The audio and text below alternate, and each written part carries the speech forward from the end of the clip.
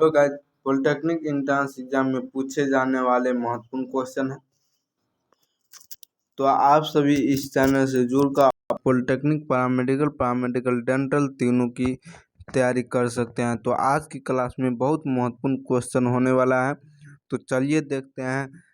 पहला क्वेश्चन आप सभी को कहता है पॉलिटेक्निक एंट्रेंस एग्जाम में पूछे जाने वाले, कहते हैं प्रकाश की चाल 3 × 10⁸ मीटर पर सेकेंड है और 1.5 अपवर्तनांक वाले माध्यम में प्रकाश की चाल जो है कितना होगा। तो ऑप्शन नंबर ए कहता है 1.5 × 10⁸ मीटर, 2 × 10⁸ मीटर, 1 × 10⁸ मीटर पर सेकेंड और 2.5 × 10⁸ मीटर पर सेकेंड। तो इसका राइट आंसर कितना होगा बताइए आपसे। प्रकाश की चाल माध्यम में प्रकाश की चाल बराबर होता है प्रकाश की चाल बटा अपवर्तनांक। तो प्रकाश की चाल 3 × 10⁸ है, 10⁸ है और अपवर्तनांक 1.5 है। 1.5 दूना कितना होता है 3, तो 2 × 10⁸ आपका मीटर पर सेकेंड राइट आंसर हो चुका है। ऑप्शन नंबर बी आपका राइट आंसर। कैसे हुआ है? माध्यम में प्रकाश की चाल बराबर प्रकाश की चाल बटा अपवर्तनांक 3 × 10⁸ मीटर पर सेकेंड बट्टा 1.5। इसको का 1.5 दूना आपका 3 होता है, 3 होता है तो 2 × 10⁸ मीटर पर सेकेंड आपका राइट आंसर। तो चलिए देखते हैं अगला क्वेश्चन आप सभी को क्या कहता है। अगला क्वेश्चन आप सभी के सामने आ चुका है। तो ये प्रश्न आपका कहता है किस रंग का जो परिकिरण है सबसे अधिक होता है बैगनी का, नीला का, पीला का, लाल का। सबसे जो परिकिरण सबसे अधिक किस में होता है? तो आप सभी इस क्वेश्चन को राइट आंसर बताइए क्या होगा। बैगनी का जो है सबसे अधिक परिकिरण होता है। कितना? ऑप्शन नंबर ए बैगनी का परिकिरण सबसे अधिक होता है। तो चलिए देखते हैं अगला क्वेश्चन क्या कहता है।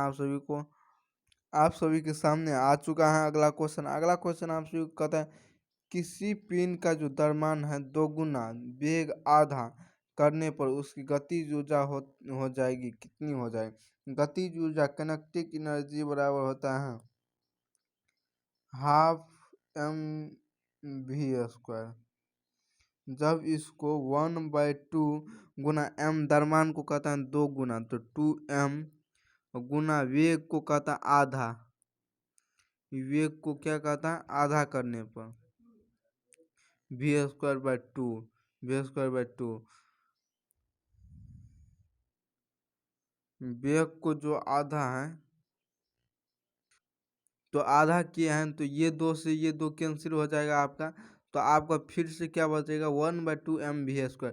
तो काइनेटिक एनर्जी बराबर 1 सेकेंड, ये पूरा का स्क्वायर हो जाएगा क्या, ये पूरा का स्क्वायर हो जाएगा तो v²/4 हो जाएगा। कितना? v², 1/2 mv², 4 है तो 2 बचा हुआ है तो 2, तो ये ½ mv² आपका हो गया काइनेटिक एनर्जी बटा 2। तो आधा, कितनी आधी आपका राइट आंसर हुआ है कितना? आधा। वेग को दुगुना वेग को आधा द्रव्यमान दोगुना करने पर काइनेटिक एनर्जी जो है आधा हो जाता है। तो चलिए देखते हैं अगला क्वेश्चन आप सभी को क्या कहता है। फ्यूज तार का गलनांक है, फ्यूज तार का गलनांक कितना है? फ्यूज तार की गलनांक उच्च, कम, परिवर्तनशील, इनमें कोई नहीं। फ्यूज तार का जो गलनांक होता है वो कैसा होता है? कम होता है। कितना होता है? कम होता है। इस क्वेश्चन का राइट आंसर क्या हुआ? ऑप्शन नंबर बी कम। फ्यूज तार का गलनांक कम होता है। अगला क्वेश्चन चलिए देखते हैं क्या। अगला क्वेश्चन आप सभी के सामने आ चुका है। तो इस क्वेश्चन को राइट आंसर कहता है एक विद्युत जो बल्ब पर 12 वोल्ट 60 वाट, कितना 60 वाट अंकित होता है तो इनमें धारा होगी कितनी होगी? 0.4 एम्पियर, 12 एम्पियर, 2.5 एम्पियर और 5 एम्पियर। तो आप सभी इस क्वेश्चन का राइट आंसर बताइए कितना होगा। कहता है विद्युत बल्ब जो है पर 12 वोल्ट और 60 वाट अंकित होता है तो धारा बराबर होता है वाट/वोल्ट। कितना वाट/वोल्ट? तो 60/12, 12×5 = 60, 5 आपका राइट आंसर 5 एम्पियर। धारा का मात्रक होता है एम्पियर, इसीलिए 5 एम्पियर। राइट आंसर आपका कितना हो जाएगा? 5 एम्पियर। ऑप्शन नंबर डी है। तो चलिए देखते हैं अगला क्वेश्चन आप सभी को कैसा आता है।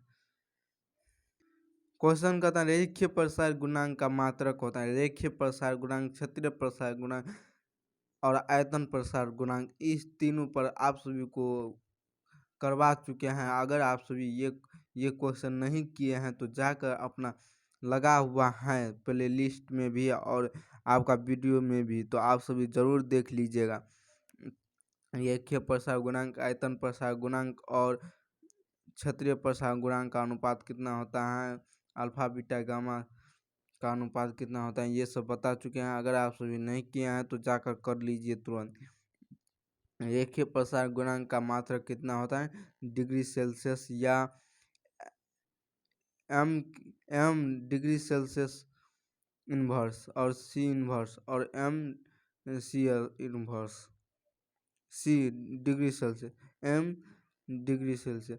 तो इस क्वेश्चन का राइट आंसर कितना होगा बताइए आप सभी। रेखीय प्रसार गुणांक का जो मात्रक होता है सी इन्वर्स होता है। कितना? C inverse. Option number C इसका राइट आंसर। अगला क्वेश्चन चलिए देखते हैं अगला क्वेश्चन आप सभी को क्या कहता है और कैसा क्वेश्चन एग्जाम में आता है। अगला क्वेश्चन आप सभी को कहता है सूर्य का जो प्रकाश होती है, सूर्य का प्रकाश की ऊर्जा पृथ्वी तक पहुंचती है। क्या? पृथ्वी तक पहुंचती है। सूर्य की प्रकाश की ऊर्जा पृथ्वी तक पहुंचती है चाल द्वारा, संवहन द्वारा, विकिरण द्वारा, ए बी दोनों द्वारा। क्या ए बी दोनों द्वारा होगा या विकिरण द्वारा होगा या option number D, option number D कहता है ए बी दोनों द्वारा, ये और ये भी। और ऑप्शन नंबर ए कहता है चालन द्वारा और सम्मोहन द्वारा। तो ऑप्शन नंबर कौन सा होगा? आप सभी राइट आंसर बताइए क्या होगा। तो कहते हैं कि सूर्य का जो प्रकाश होती है, प्रकाश की ऊर्जा पृथ्वी तक पहुंचती है विकिरण द्वारा। किसके द्वारा? विकिरण द्वारा। तो चलिए देखते हैं अगला क्वेश्चन देखते हैं। इस क्वेश्चन का राइट आंसर बताइए क्या होगा। रॉकेट किस सिद्धांत पर कार्य करता है? रॉकेट जो आपका है किस सिद्धांत पर कार्य करता है? ऊर्जा संरक्षण सिद्धांत पर, द्रव्यमान संरक्षण सिद्धांत पर, रेखीय संवेग संरक्षण सिद्धांत पर और ऑप्शन नंबर डी कोणीय संवेग संरक्षण सिद्धांत पर। तो किस सिद्धांत पर जो कार्य करता है रॉकेट? आप सभी इस क्वेश्चन को राइट आंसर बताइए क्या होगा। रॉकेट जो है किस सिद्धांत पर कार्य करता है? रॉकेट जो है आपका रेखीय संवेग संरक्षण के सिद्धांत पर कार्य करता है। ऑप्शन नंबर सी इसका राइट आंसर हो चुका है। कितना? सी। रॉकेट जो है संवेग रेखीय संवेग संरक्षण के सिद्धांत पर कार्य करता है रॉकेट। तो चलिए देखते हैं अगला क्वेश्चन आपके एग्जाम में कैसा आता है। वेग में परिवर्तन की दर को कहते हैं, वेग में जो परिवर्तन होता है उसको क्या कहते हैं? आवेग कहते हैं, संवेग कहते हैं, परिवर्तन विस्थापन कहते हैं और त्वरण कहते हैं। इस क्वेश्चन को राइट आंसर बताएं। वेग में परिवर्तन की दर को क्या कहते हैं? त्वरण कहते हैं। त्वरण कैसे हो गया? त्वरण बराबर आपका फॉर्मूला होता है त्वरण एक्सीलरेशन बराबर वेग बट्टा आपका वेग बटा आपका समय होता है, वेग बटा आपका समय होता है। त्वरण बराबर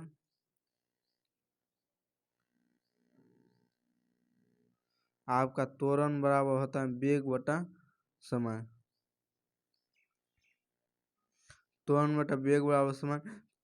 वेग में जब परिवर्तन होगा तो त्वरण, वेग में परिवर्तन की दर को क्या कहते हैं? त्वरण। जब वेग में परिवर्तन होगा तो त्वरण आपका होगा। तो चलिए देखते हैं अगला क्वेश्चन क्या कहता है आप सभी को। इस क्वेश्चन का राइट आंसर आप सभी बताएं।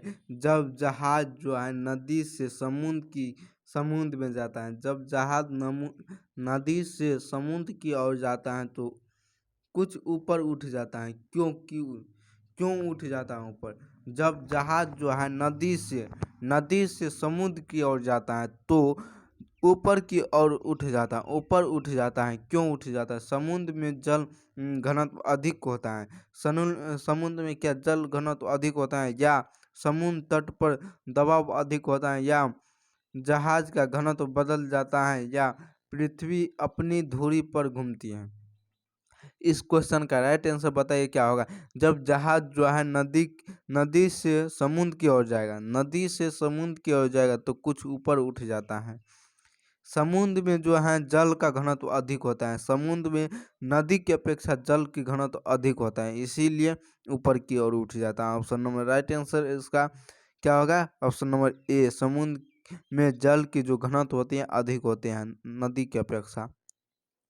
इस क्वेश्चन का आप सभी राइट आंसर बताइए क्या होगा? सूर्य किस प्रकार की पिंड है? सूर्य जो है आपका किस प्रकार की पिंड है? ग्रह, उपग्रह, तारा, नक्षत्र। ये क्वेश्चन है, इस क्वेश्चन का राइट आंसर बताइए क्या होगा? सूर्य किस प्रकार का पिंड है? सूर्य जो है किस प्रकार का पिंड है? ग्रह, उपग्रह, तारा और नक्षत्र। तो इस क्वेश्चन का राइट आंसर क्या होगा बताइए आप सभी? सूर्य किस प्रकार का पिंड है? सूर्य किस प्रकार का पिंड है? तारा। क्या होगा? तारा राइट आंसर। सूर्य तारा का पिंड है। सूर्य किस प्रकार का पिंड है? तारा के समान। तो चलिए देखते हैं अगला क्वेश्चन आपको क्या कहता है। ये आपका एग्जाम में बहुत बहुत बार आया है, तो चलिए देखते हैं। कहता है रेलों के पुल बनाने में, रेलों के पुल बनाने में किसका उपयोग होता है? रेलों की पुल बनाने में किसका उपयोग होता है? पिटवा लोहा का, ढलवा लोहा का, इस्पात का, इनमें कोई नहीं। तो इस क्वेश्चन का राइट आंसर बताइए क्या होगा? रेलों के लिए पुल बनाने के लिए किसका उपयोग होता है? हम इस्पात का। ऑप्शन नंबर सी आपका राइट आंसर। किसका? इस्पात का। तो चलिए देखते हैं अगला क्वेश्चन आपके क्या कहता है। इस क्वेश्चन का राइट आंसर बताइए क्या होगा? इनमें से किस स्थिति में नाव अधिक अस्थायी होगी? कौन सा स्थिति ऐसा है उसमें नाव अधिक अस्थायी होगा?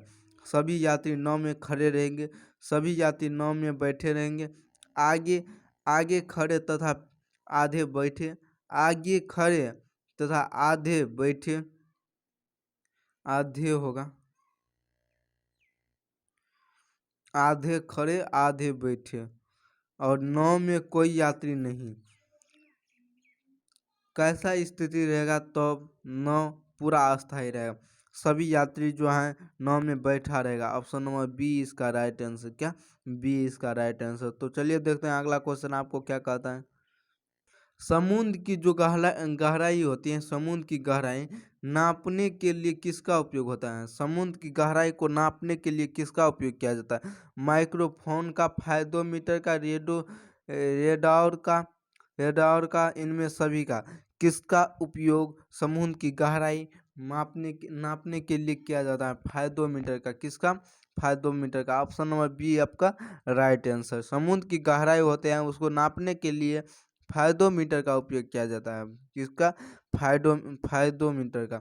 तो चलिए देखते हैं अगला क्वेश्चन आपके एग्जाम में कैसा आता है। तो इस क्वेश्चन का राइट आंसर आप सभी को समझ में आ चुका है। बी नंबर होगा फायदोमीटर। समुद्र की गहराई नापने के लिए होता है। किसका? समुद्र की गहराई नापने के लिए। आप सभी इस क्वेश्चन का राइट आंसर बताइए क्या होगा? मोटर गाड़ियों में किस प्रकार का स्टीयरिंग चलाने के लिए सुविधाजनक होगा? क्या होगा? सुविधाजनक। क्वेश्चन कहता है आपको मोटर गाड़ियों में किस प्रकार का स्टीयरिंग जो है स्टीयरिंग चलाने के लिए सुविधाजनक होगा? छोटे व्यास वाला, बड़े व्यास वाला और धातु का बना, इनमें कोई नहीं। आप सभी इस क्वेश्चन को राइट आंसर बताइए क्या होगा? मोटर गाड़ियों में किस प्रकार का स्टीयरिंग चलाने के लिए सुविधाजनक होगा? छोटे व्यास वाला। क्या? छोटे व्यास वाला। Option number A right answer आपका हुआ है। क्या? ए। मोटर गाड़ियों में जो है स्टीयरिंग के चलाने के लिए सुविधाजनक होगा छोटे व्यास वाला। आप सभी के सामने गजब का क्वेश्चन है। इस क्वेश्चन को राइट आंसर बताइए आप सभी। तरंगदैर्घ्य बढ़ाने पर अपवर्तनांक क्या होगा? तरंगदैर्घ्य बढ़ेगा तो अपवर्तनांक क्या होगा? बढ़ेगा, घटता है, बढ़ता है या घटता है? पहले बढ़ता फिर घटता है, अपरिवर्तित रहेगा। क्या कहता है? तरंगदैर्घ्य बढ़ाने पर अपवर्तनांक बढ़ता है या घटता है, या पहले बढ़ता फिर घटता है, अपरिवर्तित रहता है? तो इस क्वेश्चन को राइट आंसर आप सभी बताइए। तरंगदैर्घ्य बढ़ाने पर अपवर्तनांक आपका क्या हो जाएगा? घट जाएगा। ऑप्शन नंबर राइट आंसर आपका क्या हुआ? B number. अगला क्वेश्चन चलिए देखते हैं क्या कहता है अगला क्वेश्चन आप सभी के सामने दिखाई दे रहा है एक क्वेश्चन। विद्युत बल्ब का फिलामेंट जो है बना होता है, विद्युत बल्ब में फिलामेंट बना होता है टंगस्टन का। एल्युमिनियम का, तांबा का, नाइक्रोम का। इस क्वेश्चन को राइट आंसर आप सभी बताइए। विद्युत बल्ब में फिलामेंट जो है किसका बना होता है? टंगस्टन का बना होता है। किसका बना होता है? टंगस्टन का। टंगस्टन का फिलामेंट बना होता है। तो चलिए देखते हैं अगला क्वेश्चन आप सभी को क्या कहता है। इस क्वेश्चन का राइट आंसर क्या हुआ आपका? फिलामेंट, विद्युत बल्ब का जो फिलामेंट होता है वह टंगस्टन का बना होता है। किसका? टंगस्टन का। ऑप्शन नंबर राइट आंसर आपका ए नंबर। आप सभी के सामने में एक नया क्वेश्चन आया है। 4D क्षमता वाले लेंस की फोकस दूरी कितनी होगी? 4 मीटर, 4 सेंटीमीटर, 3.2 मीटर और 25 सेंटीमीटर। तो इस क्वेश्चन का राइट आंसर बताइए क्या होगा। 4 डायप्टर वाले फोकस दूरी कितनी होगी? फोकस दूरी कितनी होगी? तो इस क्वेश्चन का राइट आंसर बताइए। क्या सेंटीमीटर में 100 बाय कितना होता है? 100 बाय क्षमता पी होता है। तो पी 4 डायप्टर दिया है, कितना? 4। तो यहाँ पे 4, 25 चौका आपका 100, तो 25 सेंटीमीटर क्या हुआ? 25 सेंटीमीटर। राइट आंसर आपका डी नंबर। क्या? D number, 25 centimetre. तो चलिए देखते हैं अगला क्वेश्चन आपको क्या कहता है। चार चार क्षमता वाले फोकस दूरी हम फोकस दूरी कितनी होगी? फोकस दूरी आपका 25 सेंटीमीटर होगी। कितना होगी? 25 सेंटीमीटर। आँख की देखने के लिए न्यूनतम दूरी कितना होता है? आँख को देखने के लिए न्यूनतम दूरी कितना होता है? 25 सेंटीमीटर। कितना होता है? 25 सेंटीमीटर। तो चलिए देखते हैं अगला क्वेश्चन क्या कहता है आपसे।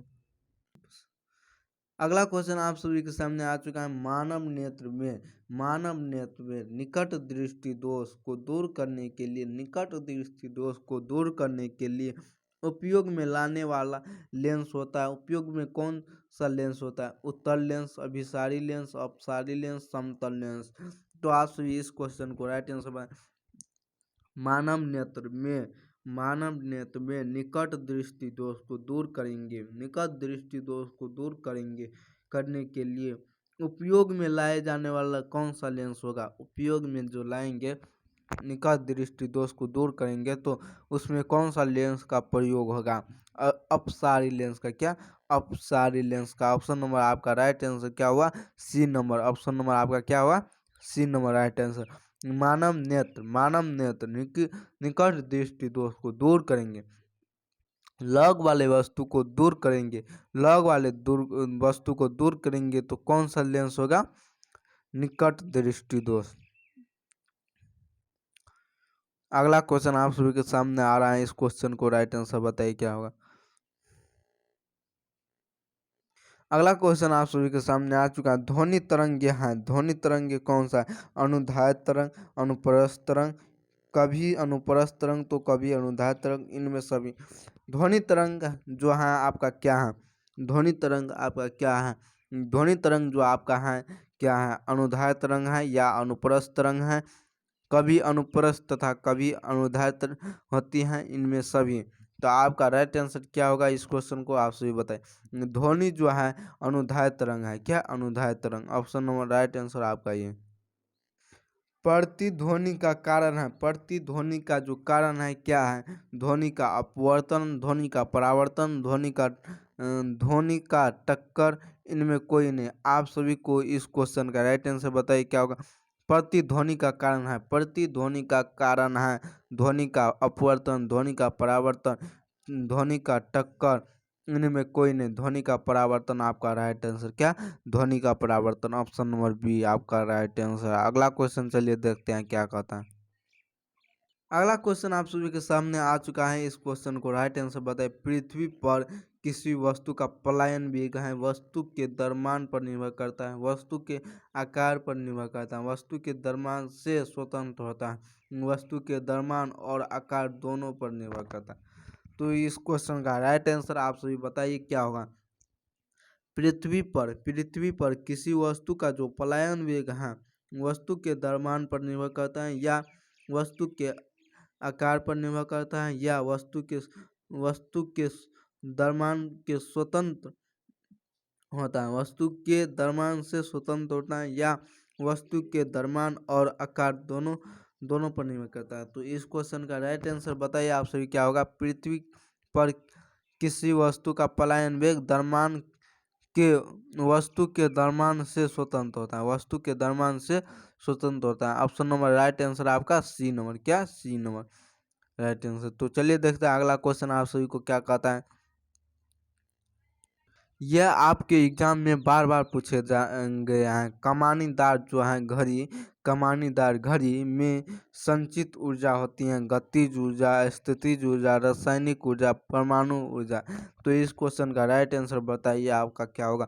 कमानीदार घड़ी जो है में संचित ऊर्जा होती है स्थितिज ऊर्जा। क्या आपका right answer option number B है, स्थितिज ऊर्जा। क्या होगा, कमानीदार जो घड़ी होते हैं संचित ऊर्जा होती हैं स्थितिज ऊर्जा। तो चलिए देखते हैं अगला क्वेश्चन आपको क्या कहता है। आप सभी के सामने में एक नया क्वेश्चन आया। गति घर्षण बल चरम घर्षण से बड़ा होता है, छोटा होता है, बराबर होता है, कभी बड़ा तो कभी छोटा। इस क्वेश्चन को राइट आंसर आप सभी बताएं। गति घर्षण बल चरम घर्षण बल से छोटा होता है, क्या होता है, छोटा। ऑप्शन नंबर राइट आंसर आपका बी नंबर। गति घर्षण बल बल चरम घर्षण बल से छोटा होता है। अगला क्वेश्चन पे चलिए देखते हैं अगला क्वेश्चन आप सभी को क्या कहता है। इस क्वेश्चन का right answer option number B आपका छोटा होता है। गति घर्षण बल के चरण बल से छोटा होता है। अगला क्वेश्चन आप सभी के सामने में बहुत बहुत इम्पोर्टेंट क्वेश्चन आया है। निम्नलिखित में से किस समूह की सभी राशियां सदिश हैं। निम्नलिखित में से किस समूह की सभी राशियां आपका सदिश होती हैं। कार्य सदिश, कार्य ऊर्जा बल, चाल त्वरण वेग, वेग त्वरण बल, ऊष्मा प्रकाश विद्युत। तो इस क्वेश्चन का राइट आंसर बताइए आपका क्या होगा। निम्नलिखित में से किस समूह का राशि या सदिश होती है। सदिश जिसमें वह लगा हो वह सभी सदिश। कुछ अपवाद भी होता है तो उसको छोड़ के चलना है, उसको याद कर लेना है, क्या याद कर लेना है।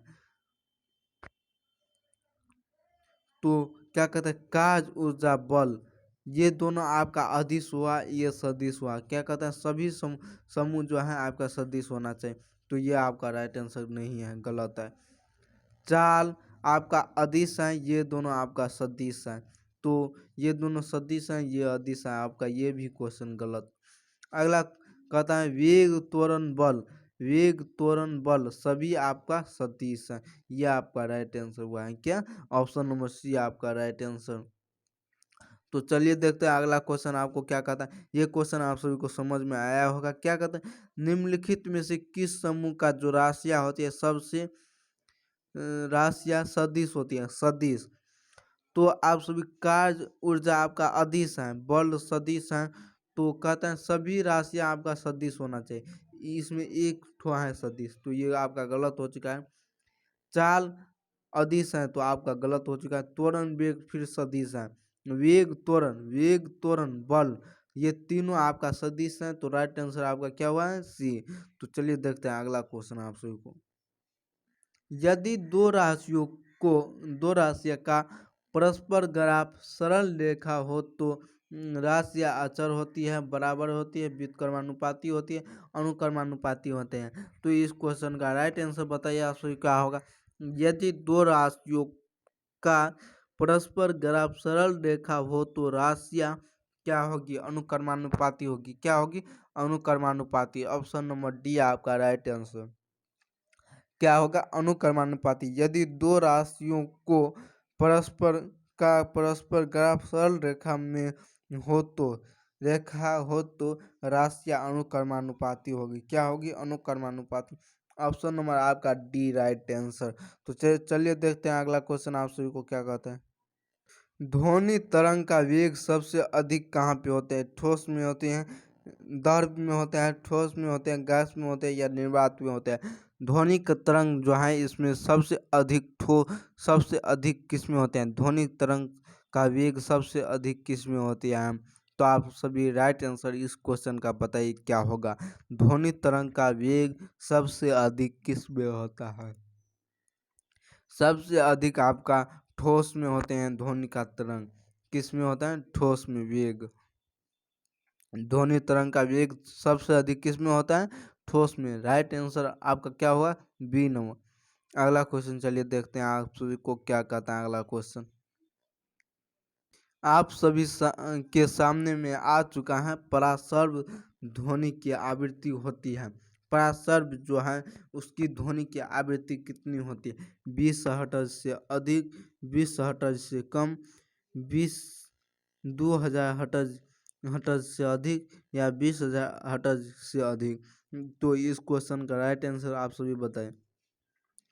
20 हर्ट्ज से अधिक परासर्व, परासर्व यानी 20,000 हर्ट्ज से अधिक, 20,000 हर्ट्ज से अधिक, 20 से लेकर 20,000 हर्ट्ज तक, 20,000 हर्ट्ज तक, 20,000 हर्ट्ज तक आपका क्या किसको सुनाई देता है? मनुष्य के लिए। किसका? मनुष्य के लिए। ये आपका क्या हुआ? अपसर्व। 20 से कम सर्व, ये अपसर्व, और ये परासर्व। तो आपका क्या हुआ? 20,000 से अधिक परासर्व के लिए। तो चलिए देखते हैं अगला क्वेश्चन आप सभी को क्या कहता है। अगला क्वेश्चन आप सभी के सामने आ चुका है। क्या कहता है? अंतरिक्ष में रॉकेट में गतिशील व्यक्ति में स्थितिज ऊर्जा होती है, गतिज ऊर्जा होती है, दोनों होती है, इनमें कोई नहीं होता है। तो इस क्वेश्चन को राइट आंसर बताएं। अंतरिक्ष में यानी ऊपर में रॉकेट, रॉकेट में गतिशील व्यक्ति, रॉकेट में जो बैठा रहता है उसकी गतिशील व्यक्ति में कौन सा ऊर्जा होती है? गतिज ऊर्जा होती है। कौन सी? गतिज ऊर्जा। ऑप्शन नंबर राइट आंसर आपका बी नंबर। तो चलिए देखते हैं अगला क्वेश्चन क्या कहते हैं। अगला क्वेश्चन आप सभी के सामने केमिस्ट्री का आ चुका है। फिजिक्स का कर चुके हैं तो केमिस्ट्री का आया है। तो क्या कहते हैं आप सभी को देखिए। ताप एवं दाब, ताप एवं दाब की समान अवस्था में एक ही छिद्र बर्तन में ऑक्सीजन, ऑक्सीजन एवं हाइड्रोजन का जो विसरण की गतियों का अनुपात होता है 1:4, 4:1, 1:16, 16:1।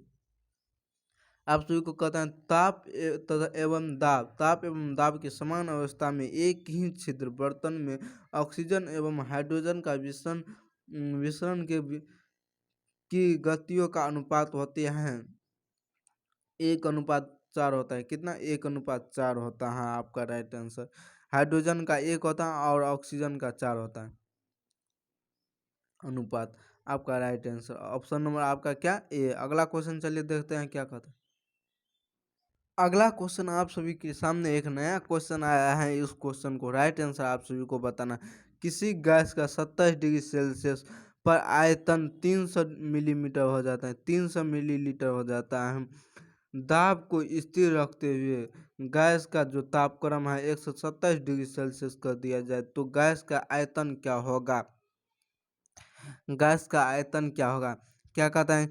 यदि किसी गैस का 27 डिग्री सेल्सियस पर आयतन आपका 300 मिलीलीटर है तो दाब को स्थिर रखते हुए गैस के तापक्रम को 127 डिग्री पर कर दिया जाए तो गैस का आयतन कितना हो जाएगा? गैस का जो आयतन है वो कितना हो जाएगा? 300 मिलीलीटर या 400 मिलीलीटर या 450 मिलीलीटर या 500 मिलीलीटर। तो इस क्वेश्चन का राइट आंसर आप सभी बताइए क्या होगा? आप सभी का इस क्वेश्चन का right answer option number B होगा 400 मिलीलीटर। अगला क्वेश्चन चलिए देखते हैं। अगला क्वेश्चन आप सभी के सामने में कैसा क्वेश्चन आता है आपके एग्जाम में। इस क्वेश्चन का राइट आंसर आप सभी को समझ में आ चुका है। 400 मिलीलीटर जब 27 डिग्री सेल्सियस, आयतन 300 मिलीलीटर होगा और तापक्रम 127 डिग्री, तो आयतन क्या होगा? 400 मिलीलीटर। आप सभी के एग्जाम बहुत नज़दीक आ चुका है तो चलिए देखते फास्ट फास्ट करते हैं क्वेश्चन सब। इस क्वेश्चन का राइट आंसर बताइए आप सभी क्या होगा? एक तत्व का इलेक्ट्रॉनिक विन्यास, एक तत्व का इलेक्ट्रॉनिक विन्यास 282 है। यह तत्व होगा अधातु, धातु, मिश्र धातु, उपधातु। कैसे पहचानेंगे ये 282 धातु हैं या अधातु हैं या उपधातु हैं? देखिए आप सभी को 8 2 10 2 12, 12 आपका क्या हुआ? मैग्नीशियम। क्या? मैग्नीशियम। यम, अंतिम में क्या लगा है? यम। जिसमें यम लगा हो सभी आपका धातु होगा। क्या? कुछ अपवाद भी होता है जिसमें यम नहीं लगा हुआ वह भी धातु होता है, जैसे कोबाल्ट, ये सब आपका धातु है। तो आप सभी इसे याद रखिएगा, कोबाल्ट निकेल सबका। तो इसका क्या कहता है 282 मैग्नीशियम 12 आपका धातु हुआ के, यम लगा है धातु हुआ आपका। अगला क्वेश्चन चलिए देखते हैं क्या कहता है, अगला क्वेश्चन कैसा रहता है। आप सभी के सामने एक जबरदस्त क्वेश्चन आया है, तो इस क्वेश्चन पे तो चलिए देखते हैं क्या कहता है। पहले ये क्वेश्चन, सोडियम का परमाणु द्रव्यमान आपका दिया है 23 है, सोडियम का परमाणु द्रव्यमान 23 होता है और परमाणु संख्या 11 होता है।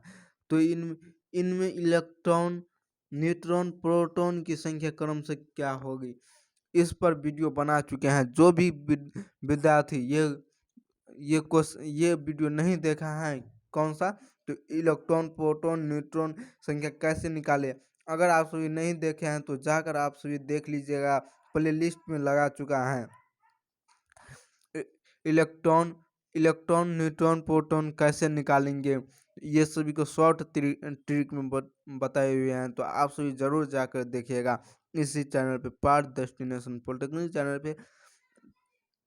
इलेक्ट्रॉन संख्या, प्रोटॉन संख्या, न्यूट्रॉन संख्या कैसे निकालेंगे सभी के बारे में बता चुके हैं। तो आपका पूछा है 11, परमाणु संख्या 11 और सोडियम का परमाणु द्रव्यमान 23 होता है। तो न्यूट्रॉन की संख्या निकालने के लिए परमाणु द्रव्यमान माइनस परमाणु संख्या, 23 माइनस 11 आपका 12 हो चुका है।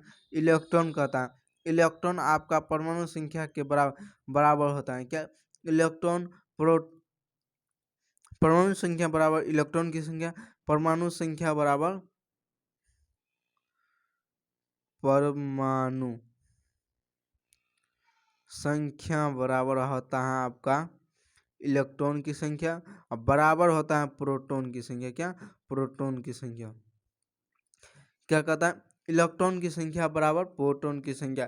तो आपका परमाणु संख्या जितना रहेगा उतना ही इलेक्ट्रॉन होगा, उतना ही प्रोटॉन होगा।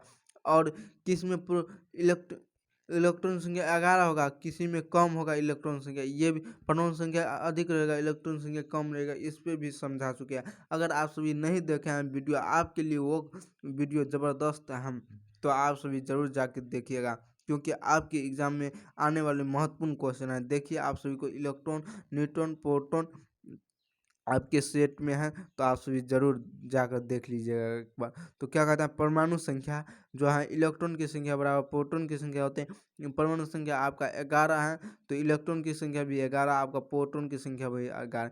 तो इसमें कैसे चुनेंगे, पहले 11 फिर 11 फिर 12 होगा, या 12 11 11 होगा, या 12 12 11 12, या 11 12 11। तो इस क्वेश्चन का राइट आंसर बताना होगा कैसे होगा, कैसे समझ लेंगे कि 11 12 11 होगा, या 11 11 12 होगा, या 12 11 11 होगा, या 12 11 11 होगा।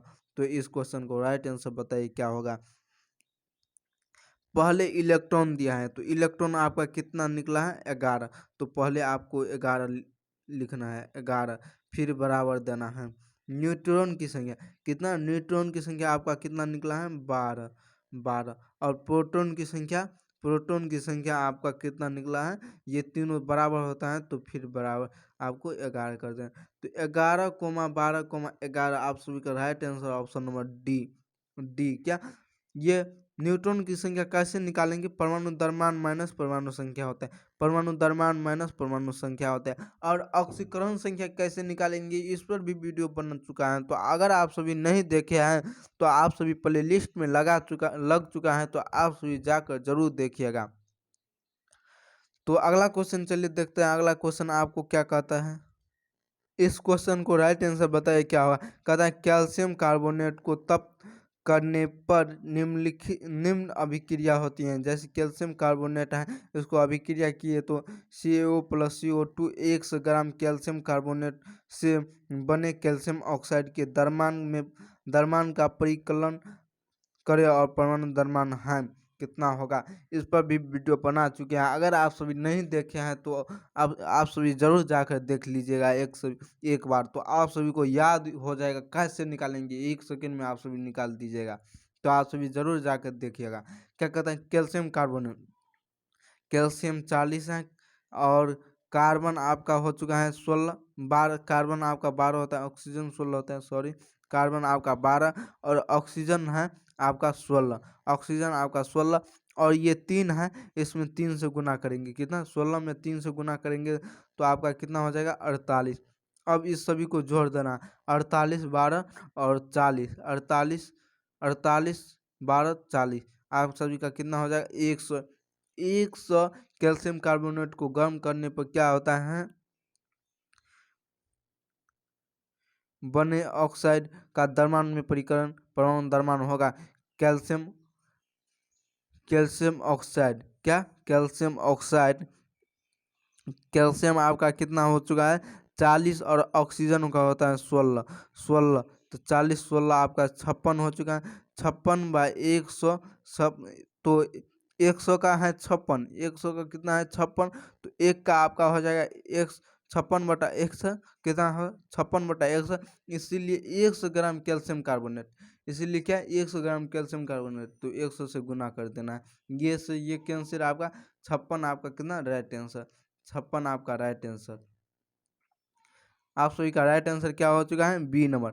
अगर आप सभी नहीं देखे हैं वो वीडियो तो जरूर जाकर देख लीजिएगा, आप सभी के लिए इम्पोर्टेंट क्वेश्चन है, ये भी क्वेश्चन कैसे निकालेंगे शॉर्ट में बता चुके हैं, तो अगर आप सभी नहीं देखे हैं तो जाकर देख लीजिए। क्या इस सभी को जोड़ देना है, इसमें भी सभी को जोड़ देना है, तो आपको कहा है कैल्शियम ऑक्साइड का द्रव्यमान परिकरण, तो इसीलिए कैल्शियम ऑक्साइड का लिया है। अगर कहता है कार्बन डाइऑक्साइड का, तो कार्बन डाइऑक्साइड कर लेते हैं।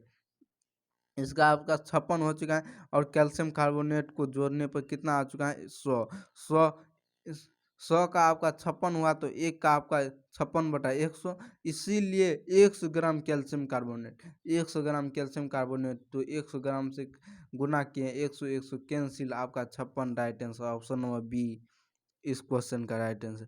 तो चलिए देखते हैं अगला क्वेश्चन कैसा जबरदस्त रहता है आपके एग्जाम में। इस क्वेश्चन का राइट आंसर बताइए आप सभी क्या होगा। कहता है एक मोल सिल्वर में परमाणु की संख्या क्या होगी, परमाणु की संख्या जो है क्या होगी, 2 होगा, या 6.022 गुना 10⁻23 होगा, या 7.022 गुना 10⁻23 होगा, या 1 होगा। इस क्वेश्चन का आप सभी को राइट आंसर बताना है। एक मोल सिल्वर में परमाणुओं की संख्या क्या होगी, 6.002 गुना 10⁻23 होगा। आप सभी का राइट आंसर क्या होगा, बी नंबर 6.022 गुना 10⁻23, 10 कितना 23, राइट आंसर आपका बी नंबर। एक मोल सिल्वर परमाणु में परमाणुओं की संख्या कितने होते हैं, 6.022 गुना 10⁻23, इसी को एवोगाड्रो संख्या कहते हैं। एवोगाड्रो संख्या बराबर कितना होता है, 6.022 गुना 10⁻23। तो चलिए देखते हैं अगला क्वेश्चन आप सभी को सामने क्या आने वाला है। अगला क्वेश्चन आप सभी के सामने आ चुका, निम्नलिखित यौगिकों में से कौन एरोमेटिक हाइड्रोकार्बन है, एसिटिलीन, बेंजीन, एथिलीन, मीथेन। आप सभी को पता होगा, जो 11th पढ़ चुके हैं, जो 10th पढ़ चुके हैं उसको तो पता नहीं होगा, तो चलिए आज के वीडियो में बता दे रहे हैं आप सभी को। क्या कहता है, निम्नलिखित यौगिकों में से कौन सी एरोमेटिक हाइड्रोकार्बन है, कौन सा एरोमेटिक हाइड्रोकार्बन है, एसिटिलीन है, या बेंजीन है, या एथिलीन है, या मीथेन है। तो इस क्वेश्चन का राइट आंसर आपका क्या हो जाएगा, बेंजीन, राइट आंसर। बेंजीन जो है जो एरोमेटिक हाइड्रोकार्बन है, क्या एरोमेटिक हाइड्रोकार्बन है, ऑप्शन नंबर राइट आंसर आपका क्या, बी नंबर। तो चलिए देखते हैं अगला क्वेश्चन आपके सामने क्या आने वाला है और आपके एग्जाम में क्या आता है। तो चलिए देखते हैं, आप सभी के सामने जबरदस्त क्वेश्चन आने वाला है। आप सभी के सामने एक नया क्वेश्चन आ चुका है। कहता है निम्नलिखित में से कौन सा यौगिक एरोमेटिक हाइड्रोकार्बन है। तो इस बार बेंजीन नहीं दिया है, तो दूसरा कौन सा होगा सो आप सभी को बताना है। CH4 यानी मीथेन होगा, या C2H6 इथेन होगा, या C3H4 एसिटिलीन होगा, या C2H4 एथिलीन होगा। तो इस क्वेश्चन का राइट आंसर बताइए क्या होगा, निम्नलिखित में कौन सा यौगिक एरोमेटिक हाइड्रोकार्बन है, CH4 या C2H6 या C3H4 या C2H4। तो इस क्वेश्चन को राइट आंसर बताइए क्या होगा। एरोमेटिक हाइड्रोकार्बन कौन सा है? क्या कहता है, निम्नलिखित में कौन सा एरोमेटिक हाइड्रोकार्बन है? एरोमेटिक हाइड्रोकार्बन कौन सा होगा? C3H4 आपका एरोमेटिक हाइड्रोकार्बन है क्या? C3H4, C3H4। इस क्वेश्चन का राइट आंसर आपका क्या हो चुका है? Option number C, C3H4। इसको क्या कहता है? Propyne, propyne, propyne. Alkyne, alkyne समूह का क्या होता है? CnH2n-2। अगर इस पर 3n की संख्या 3 3 तो 3 2 6 में से 2 क्या आपका 4, कार्बन 3 और हाइड्रोजन 4, तो क्या C3H4 प्रोपाइन, प्रोपाइन। तो अगला क्वेश्चन चलिए देखते हैं क्या एरोमेटिक हाइड्रोकार्बन इसका क्या हुआ? C3H4। तो चलिए देखते हैं अगला क्वेश्चन क्या कहता है आपको। क्वेश्चन आप सभी के सामने आ चुका है। उदासीन विलयन को पीएच मान होता है। पीएच मान क्या होता है? उदासीन विलयन, अम्लीय विलयन और क्षारीय विलयन तीनों का बताना है। पहले उदासीन को बताएं, फिर अम्लीय क्षारीय को देखेंगे। पीएच जो है ग्रेटर देन 2 के होगा या उदासीन विलयन, पीएच बराबर 0 होगा या पीएच बराबर 10 होगा या पीएच बराबर 7 होगा। क्या कहता है? उदासीन विलयन का पीएच मान कितना होगा? उदासीन विलयन पीएच मान बराबर 7 होता है, क्योंकि 7 बीच में होता है तो इसीलिए ये आपका उदासीन हुआ है। क्या? उदासीन, उदासीन। अगर क्षारीय पूछ लेता है तो 7 से अधिक, 7 से अधिक ऊपर। क्या? 7 से ऊपर। और 7 से नीचे आपका क्या हो जाता है? अम्लीय। क्या? अम्लीय। अम्लीय आपका 7 से नीचे, 7 से नीचे, 7 से आपका ऊपर क्षारीय, क्षारीय। और आपका 7 आपका उदासीन। आप सभी को समझ में आ चुका होगा। 7 पीएच मान 7 बराबर उदासीन, 7 से कम अम्लीय, 7 से ऊपर आपका क्षारीय। तो चलिए देखते हैं अगला क्वेश्चन आप सभी को क्या कहता है। मिश्र धातु पूछा है तो इस क्वेश्चन का राइट आंसर बताइए क्या होगा। स्टेनलेस स्टील में लोहे के अलावा, लोहे के अलावा कौन कौन से धातु होता है? लोहा, लोहा भी होता है। और लोहा के अलावा जो धातु होता है वो कौन कौन सा होता है? एल्युमिनियम, तांबा, क्रोमिनियम, निकेल। पहले है क्रोमिनियम निकेल, फिर है एल्युमिनियम तांबा, फिर आपका मात्र कार्बन और मात्र फास्फोरस। तो इस क्वेश्चन का राइट आंसर क्या होगा? क्या कहता है? स्टेनलेस स्टील में लोहा के अलावा, लोहा के अलावा धातु कौन कौन से होता है? लोहा, क्रोमिनियम, निकेल आपका स्टेनलेस स्टील में रहता है। लोहा, क्रोमिनियम, निकेल। क्या? लोहा, क्रोमिनियम, निकेल। क्या क्या रहता है? लोहा, क्रोमिनियम, निकेल। तो इस क्वेश्चन का राइट आंसर क्रोमिनियम। आप सभी का राइट आंसर क्या हो चुका है? ए नंबर। तो चलिए देखते हैं अगला क्वेश्चन आप सभी को क्या कहता है। अगला क्वेश्चन आप सभी के सामने में आ चुका है। कहता है पोर्टलैंड सीमेंट मुख्यतः, पोर्टलैंड सीमेंट मुख्यतः किसके एल्यूमिनेटो, किसके एल्यूमिनेटो में सिलिकेटो का मिश्रण है? किसके एल्यूमिनेटो में सिलिकेटो का मिश्रण है? कैल्शियम का, सोडियम का, पोटेशियम का, मैग्नीशियम का। पोर्टलैंड सीमेंट, पोर्टलैंड सीमेंट मुख्यतः किसके एल्यूमिनेटो में सिलिकेटो का मिश्रण है? कैल्शियम का, सोडियम का, पोर्टलैंड का, मैग्नीशियम का। तो इस क्वेश्चन का राइट आंसर बताएं। पोर्टलैंड सीमेंट है, उसमें एल्यूमिनेटो और सिलिकेटो का मिश्रण में कैल्शियम होता है। क्या? Calcium. Option number right answer आपका क्या हो चुका है? ए नंबर, कैल्शियम। तो चलिए देखते हैं अगला क्वेश्चन कैसा जबरदस्त रहता है। कहता है 10 की पावर -1 10 इनवर्स m NaOH का बिलियन का पीएच मान होगा 14, 13, 10, 5। ऐसा क्वेश्चन जब भी रहेगा 10 की पावर -1 दिया है तो एक घटा लेना है 14।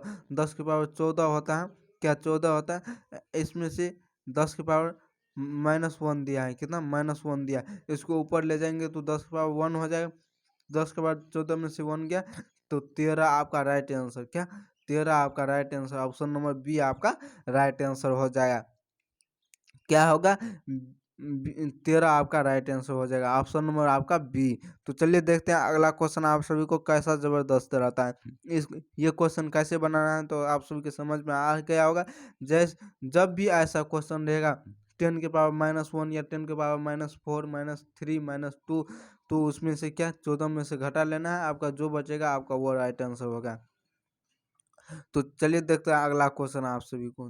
अगला क्वेश्चन आप सभी के सामने आ चुका है। सहसंयोजकता में इलेक्ट्रॉनों का हस्तांतरण होता है, इलेक्ट्रॉनों का बाहर की ओर साझेदारी होता है, इलेक्ट्रॉनों का न तो हस्तांतरण तथा होता है और न ही साझेदारी। ऑप्शन नंबर डी इलेक्ट्रॉनों का क्षय होता है। सहसंयोजकता में इलेक्ट्रॉन की बराबर साझेदारी होती है। ऑप्शन नंबर आपका बी राइट आंसर। सहसंयोजकता में इलेक्ट्रॉनों की जो बराबर की साझेदारी होती है, इलेक्ट्रॉनों की बराबर की साझेदारी होती है। सहसंयोजकता में इलेक्ट्रॉनों की बराबर साझेदारी होती है। ऑप्शन नंबर आपका क्या होगा, बी राइट आंसर। अगला क्वेश्चन चलिए देखते हैं क्या कहता है अगला क्वेश्चन। क्लोरोफॉर्म का सूत्र होता है CH4 CCl4 CH3Cl CCl3 CH2Cl2। तो इस क्वेश्चन का राइट आंसर बताइए क्या होगा। क्लोरो जो फॉर्म होता है उसका सूत्र क्या होता है, CCl4 होता है। ऑप्शन नंबर राइट आंसर आपका ए नंबर क्या होगा, ए नंबर। क्लोरोफॉर्म का सूत्र CCl4। तो चलिए देखते हैं अगला क्वेश्चन पे। अगला क्वेश्चन आप सभी के सामने आ चुका है। यदि किसी विलयन का पीएच मान है जो 8 है तो वह होगा अम्लीय होगा, क्षारीय होगा, उदासीन होगा, या अम्लीय भी और क्षारीय भी दोनों होगा। किसी विलयन का जो पीएच मान है 8 है वह होगा क्या होगा, पीएच मान 7 से ऊपर आपका क्या बताए थे, क्षारीय।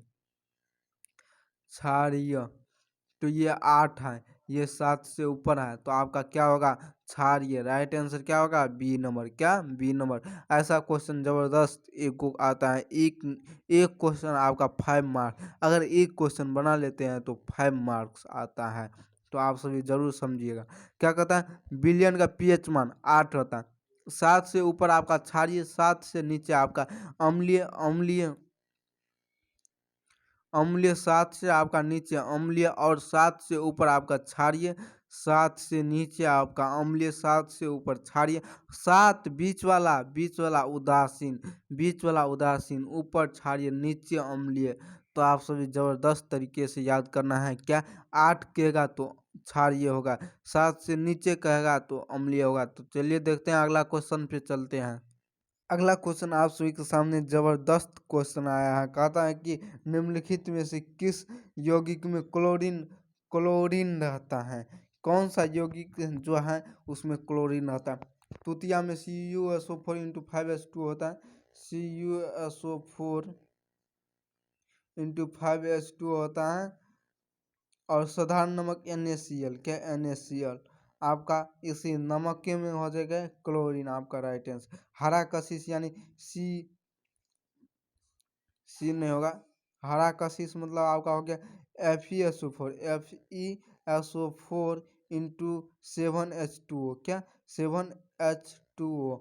अगर श्वेत कशिश यानी ZnSO4 इंटू 7H2O, क्या 7H2O। श्वेत कशिश में Zn और हरा कशिश Fe, साधारण नमक NaCl, तृतीया CuSO4 इंटू 5H2O, क्या तृतीया CuSO4 इंटू 5H2O।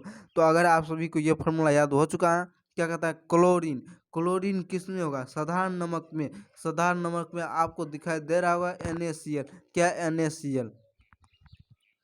NaCl आपका साधारण नमक में क्लोरीन है। तो आपका राइट आंसर हो चुका है ऑप्शन नंबर बी। ये क्वेश्चन बार बार आपका सेट में आता है, तो आप सभी इस क्वेश्चन को फिर से समझ लीजिए। क्या कहता है, निम्नलिखित में से किस यौगिक का क्लोरीन है, किस यौगिक में क्लोरीन है। साधारण नमक में आपका क्लोरीन है, तृतीया में तो नहीं है, हरा कशिश में नहीं है, श्वेत कशिश में भी नहीं। तो चलिए देखते हैं अगला क्वेश्चन क्या कहता है। इस क्वेश्चन का राइट आंसर आप सभी बताइए।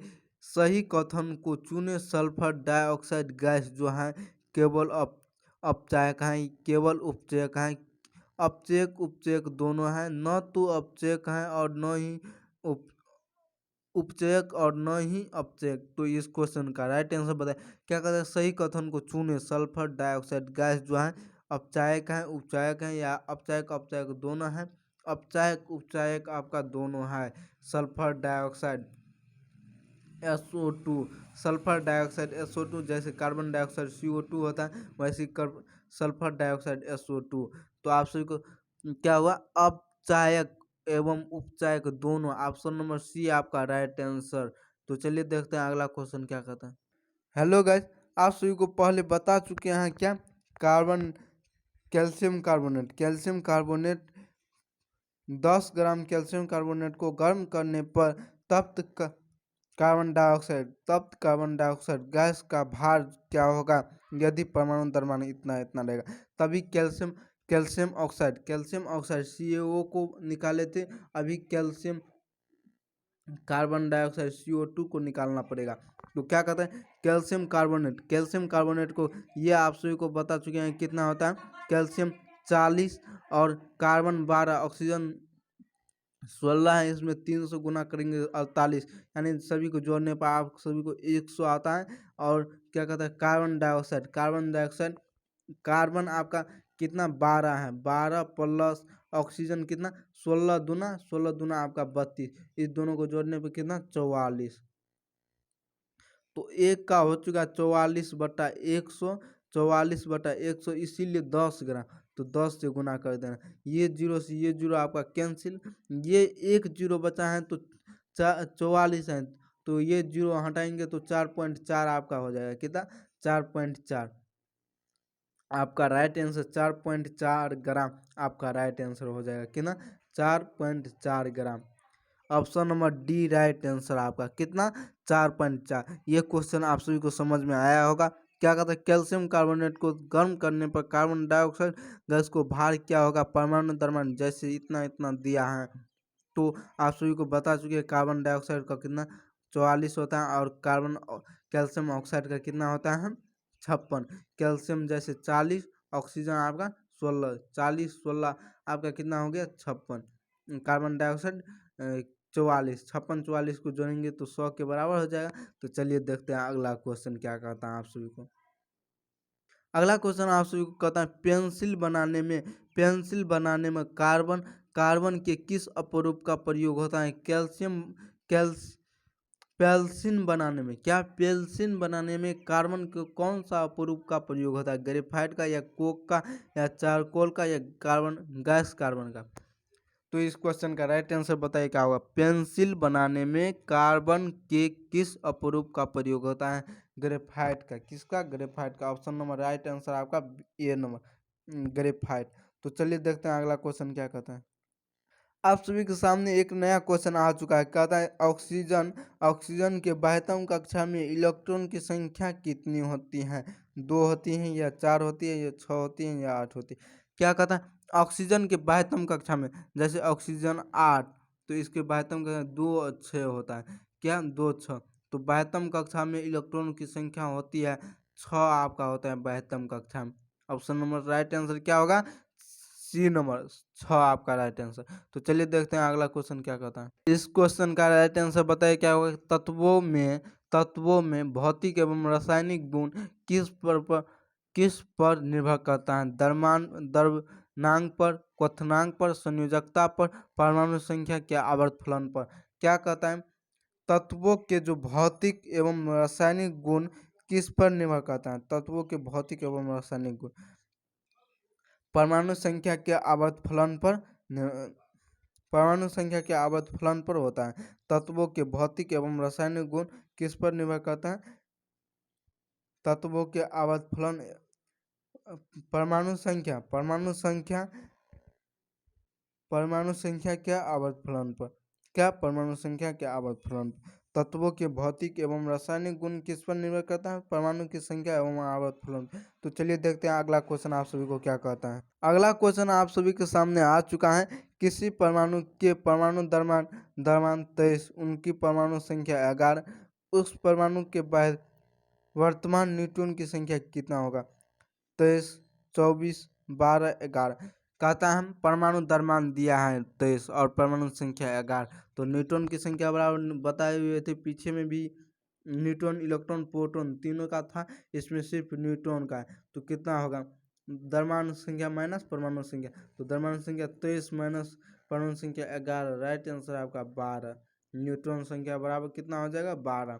ऑप्शन नंबर सी आपका राइट आंसर। तो चलिए देखते हैं अगला क्वेश्चन आप सभी को क्या कहता है। न्यूट्रॉन संख्या निकालने के लिए आप सभी को समझ में आ चुका है क्या, द्रव्यमान संख्या माइनस परमाणु संख्या, द्रव्यमान संख्या माइनस परमाणु संख्या, जो बचेगा वो आपका राइट आंसर। द्रव्यमान संख्या माइनस परमाणु संख्या कर देना है। अगर इस पर वीडियो नहीं देखे हैं तो वीडियो बना चुके हैं, कैसे न्यूट्रॉन संख्या निकालेंगे, प्रोटॉन संख्या निकालेंगे, इलेक्ट्रॉन संख्या निकालेंगे। तो अगर आप सभी नहीं देखे हैं तो जाकर देख लीजिएगा, प्ले लिस्ट में लग चुका है वीडियो सब। एक महत्वपूर्ण क्वेश्चन, प्रयोगशाला में काम आने वाली खोखली वस्तु को बनाने में किस कांच का अधिकतर प्रयोग होता है। फिल्ट कांच का, रेशेदार कांच का, पायरेक्स कांच का, कठोर कांच का। तो इस क्वेश्चन का राइट आंसर बताइए क्या होगा। प्रयोगशाला में प्रयोग में काम आने वाली खखोली वस्तु को बनाने के लिए किस कांच का अधिकतर प्रयोग होता है। किस कांच का, पायरेक्स कांच का अधिकतर प्रयोग होता है। ऑप्शन नंबर राइट आंसर आपका क्या हो चुका है, सी नंबर पायरेक्स कांच। तो चलिए देखते हैं अगला क्वेश्चन क्या कहता है। अगला क्वेश्चन आ चुका है, सल्फर किसमें सुगमता से फूलता है, क्या फूलता है। जल में, ईथर में, अल्कोहल में, कार्बन डाइऑक्साइड में। सल्फर कार्बन डाइऑक्साइड में सुगमता से फूलता है। और क्या होगा, ऑप्शन नंबर डी आपका right answer, D carbon dioxide में। तो चलिए देखते हैं अगला क्वेश्चन आप सभी को क्या कहता है। आप सभी के सामने में पोर्टलैंड सीमेंट क्या है, ये क्वेश्चन बार बार क्वेश्चन पूछा गया है पॉलिटेक्निक इंटर्नशिप का। पोर्टलैंड सीमेंट क्या है, कैल्शियम के एल्यूमिनेट एवं सिलिकेट में, सोडियम के एल्यूमिनेट एवं सिलिकेट में, पोर्टलैंड के एल्यूमिनेट में, मैग्नीशियम के एल्यूमिनेट एवं सिलिकेट में। ये पैरामेडिकल में भी पूछा गया है और पैरामेडिकल डेंटल में भी। तो अगर आप सभी नहीं देखे हैं तो जरूर एक बार समझ लीजिए क्या कहता है। पोर्टलैंड जो सीमेंट है क्या है, पोर्टलैंड सीमेंट कैल्शियम के एल्यूमिनेट एवं सिलिकेट दोनों में होता है। क्या, कैल्शियम के एल्यूमिनेट एवं सिलिकेट। राइट आंसर आपका क्या हो जाएगा, ए नंबर। पोर्टलैंड सीमेंट क्या है, कैल्शियम के एल्यूमिनेट एवं सिलिकेट है। तो चलिए देखते हैं अगला क्वेश्चन क्या कहता है। आप सभी के सामने में एक नया क्वेश्चन दिखाई दे रहा है, पेट्रोलियम में विशेष प्रकार का गंधक क्यों पाया जाती है। गंधक के यौगिक के कारण, फास्फोरस के यौगिक के कारण, सोडियम के यौगिक के कारण, कैल्शियम के यौगिक के कारण। तो इस क्वेश्चन का राइट आंसर बताइए क्या, पेट्रोलियम में विशेष प्रकार का गंधक क्यों पाई जाती है। गंधक के यौगिक के कारण, क्या, गंधक के यौगिक के कारण पेट्रोल में विशेष प्रकार के गंध पाई जाती है गंधक के यौगिक के कारण। तो चलिए देखते हैं अगला क्वेश्चन क्या कहता है आप सभी को। आप सभी के सामने एक नया क्वेश्चन दिखाई दे रहा होगा, कहता है 0.40 मोल में कार्बन डाइऑक्साइड CO2 का ग्राम में द्रव्यमान कितना होगा। 44 ग्राम होगा, 8.8 ग्राम होगा, 22 ग्राम होगा या 17.6 ग्राम होगा। तो इस क्वेश्चन को राइट आंसर बताइए कितना होगा, कितना होगा, 17.6 ग्राम आपका राइट आंसर होगा। क्या, ऑप्शन नंबर आपका डी राइट आंसर। तो आज की क्लास यहीं तक रखते हैं, अगली क्लास में इससे आगे देखेंगे। अगर आप सब 2023 की कोई विद्यार्थी आपके सामने 2023 की तैयारी कर रहा है, 2000 2000 2023 की तैयारी कर रहे हैं, जो भी विद्यार्थी polytechnic, PE, PMM, paramedical dental तीनों के लिए हैं, क्या, तीनों के लिए हैं। ये पॉलिटेक्निक जो 2023 के लिए तैयारी करता है उसके लिए ये चैनल बेहतरीन है। तो अगर आप सभी नहीं जुड़े हैं तो ज़रूर जुड़ के 2023 के लिए तैयारी अभी से कर सकते हैं। तो आप सभी इस चैनल से जुड़िए और पॉलिटेक्निक, पैरामेडिकल डेंटल की तैयारी, एंट्रेंस एग्जाम की तैयारी कर के आप सभी अपना कॉलेज में जाइए। तो आप सभी आसानी से ऑफलाइन घर पे बैठकर ही तैयारी कर सकते हैं, क्या, घर पे बैठकर ही तैयारी कर सकते हैं अपने मोबाइल फ़ोन से। तो आप सभी इस चैनल से ज़रूर जुड़िए और फ्री में तैयारी कर सकते हैं, क्या, फ्री में तैयारी कर सकते हैं। आप सभी को इस चैनल पे जुड़िए और पॉलिटेक्निक, पैरामेडिकल डेंटल की तीनों तैयारी करिए। तो आप सभी के लिए आज के वीडियो में यहीं तक। अगर आप सभी के सामने कोई भी विद्यार्थी हैं तो आप सभी को इस चैनल से जुड़ा कर अगर पॉलिटेक्निक पैरामेडिकल की तैयारी करता है तो आप सभी इस चैनल पर जुड़वाइए। अगर क्लास 10th की भी कोई विद्यार्थी तैयारी करता है तो उसके लिए नया बैच क्लास 10th